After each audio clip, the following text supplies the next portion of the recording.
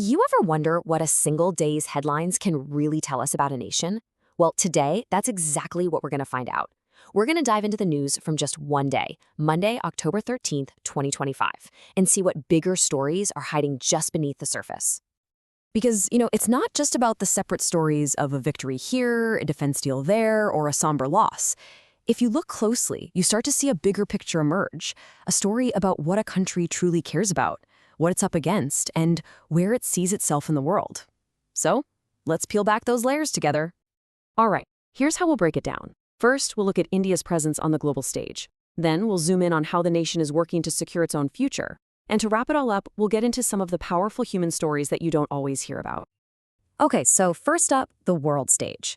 On this particular day, India really made its mark in a couple of big ways. We're talking both major cultural wins and some really key strategic partnerships. And talk about a huge moment. For the very first time, India took home the crown. Sherry Singh was named Mrs. Universe 2025 in Manila. This was a massive win, and you can imagine a moment of incredible pride for the whole country. But this was so much more than just a crown. Sherry was up against 120 contestants from all over the world. And what makes this win really stand out is the theme of the pageant itself, women's empowerment and mental health awareness. So her victory gave her this incredible global stage to talk about issues that really, really matter. At the same time, India was also busy strengthening some key global ties. Two major agreements were signed on this day. First, a defense pact with Australia, inked in Canberra, all about tightening up military cooperation. And second, an economic deal with the UK, designed to speed up a big trade agreement. So you've got two very different pacts, one military, one economic, but they both point to the same thing, building stronger alliances around the world.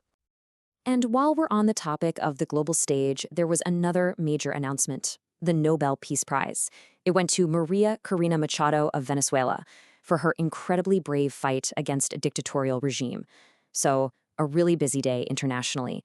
But now, let's shift gears and see what was happening back home, because India was also making some big moves to secure its own future. Now let's shift our focus to India's domestic front. Here, the focus was squarely on beefing up the country's defense and its ability to handle crime. So, here's a question for you. How do you stop an enemy that you can barely even see? I mean, that's the reality of modern warfare, right? The threat isn't always a tank or a soldier anymore. It can be something small, fast, autonomous. Yep, I'm talking about drones.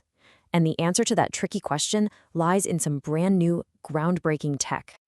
Enter Saksham. This is a homegrown anti-drone system launched by the Indian Army. Now, the full name is a bit of a mouthful. It stands for Situational Awareness for Kinetic Soft and Hard Kill Assets Management. But what it means is simple. It's designed to see and stop enemy drones in their tracks. So how does it work? Well, it's a four-step process, pretty straightforward. First, it detects an enemy drone in real time. Then, it tracks it. Step 3 is to identify it to make sure it's actually a threat. And finally, step 4, neutralize. That means it can either jam the drone signal or just destroy it outright. It's a total defense package against this very modern threat. But national security isn't just about what's happening on the battlefield. It's also about tackling crime at home. And on that front, a new alliance was formed between the Narcotics Control Bureau, or NCB, and the Rashtriya Raksha University. And this isn't just your typical government agreement. It's a really smart, forward-looking partnership. They're going to team up on research and training to fight not just drug trafficking, but also the growing problem of cybercrime. And get this, a big focus will be on something super tricky, tracing cryptocurrency. All right, so we've talked about global strategy and high-tech defense systems. But behind all those big headlines, there are always the human stories, right? And on this day, those stories were a mix of triumph, of loss, and of really important public awareness. Since October is Breast Cancer Awareness Month, this day brought a pretty sobering reminder of a major health issue. Take a look at this number, 13.5%. That's the share of all cancer cases in India that are breast cancer, making it the single most common cancer affecting women in the country. But a percentage like that can feel a little abstract, can't it? So let's make it more personal. How about this one? 1 in 28.